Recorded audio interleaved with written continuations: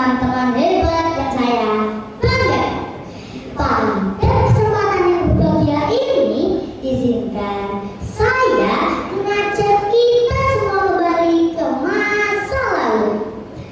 Di sebuah desa kecil di Kecamatan Kanong, Kabupaten Sragen.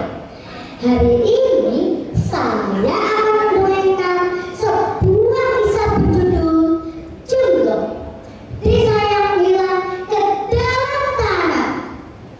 Mari kita mulai kisahnya. Bayangkan angin sawah berhembus pelan. Siang itu warga sedang menjemur padi.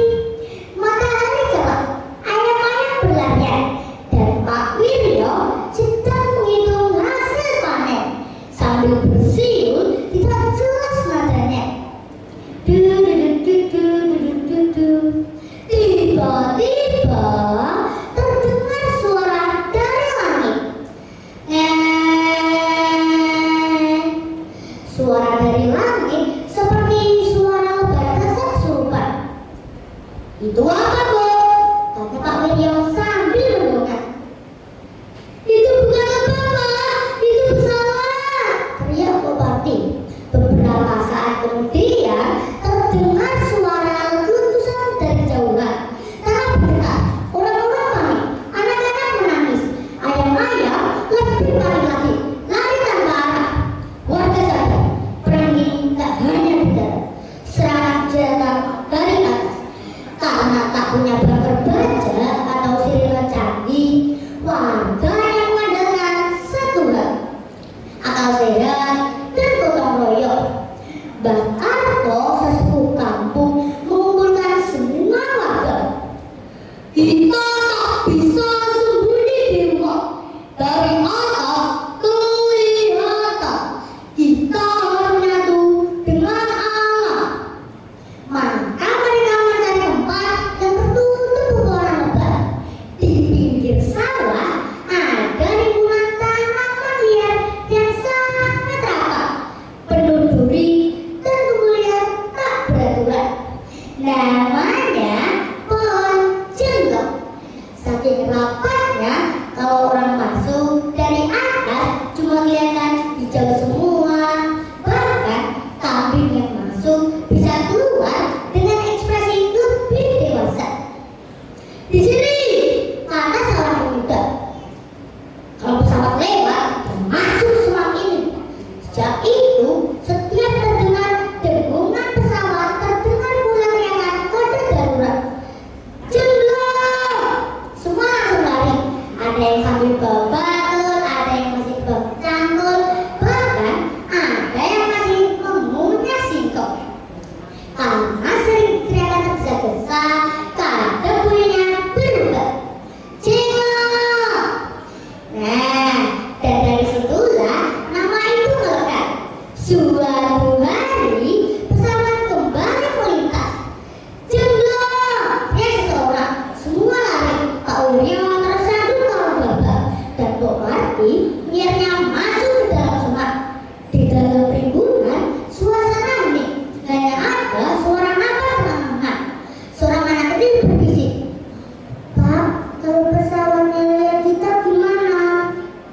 Pak Wiryo menjawab pelan, "Tenang, kita ini sudah seperti sayur lodeh, tertutup daun semua." Beberapa detik kemudian terdengar suara jauh menjauh. Pesawat pergi, semua keluar pelan-pelan. Rambut berantakan, baju robek kena duri, tapi selamat. Mulai besok kita pakai pakaian lebah, kata Bupati. Bukan untuk perang, tapi untuk semaknya. Saut yang lain, tawa kecil pecah. Tawa yang penting untuk mengusir rasa takut. Hari-hari pun berlalu. Warga makin sering berkumpul di sekitar rimbunan jenggok itu. Mereka membuat lubang perlindungan sederhana di bawahnya, memperkuat tanah dengan bambu, menutup bagian atas dengan ranting agar tak terlihat dari udara. Anak-anak mulai bermain di sana sadar dan aman. Para ibu memasak bersama, para bapak berjaga kalau terdengar dengungan dari jauh. Ketika perang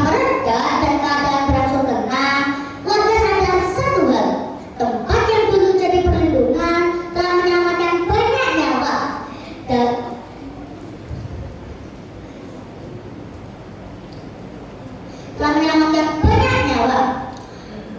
Oh, bukan karena juga itu, mungkin kita sudah menerjemahkan suara, kata Harto. Akhirnya mereka sepakat membangun rumah-rumah di sekitar lokasi tersebut. Dari tempat persembunyian sekarang telah menjadi permukiman. Saat ditanya nama debu baru itu, semua seragam menjawab Jenggot. Karena disitulah mereka belajar arti kebersamaan, keberanian, dan cara lari tercepat sambil membawa padi. Kini Duku Jenggot itu berdiri tenang, sawah kembali hijau, langit kembali biru, tanpa dukungan menakutkan. Tapi kadang orang-orang tua masih bercanda pada cucunya. Kalau dengar suara pesawat, jangan kenapa nih? Kenapa Mbak? Sekarang itu pesawat bawa penumpang, bukan peluru. Tapi dulu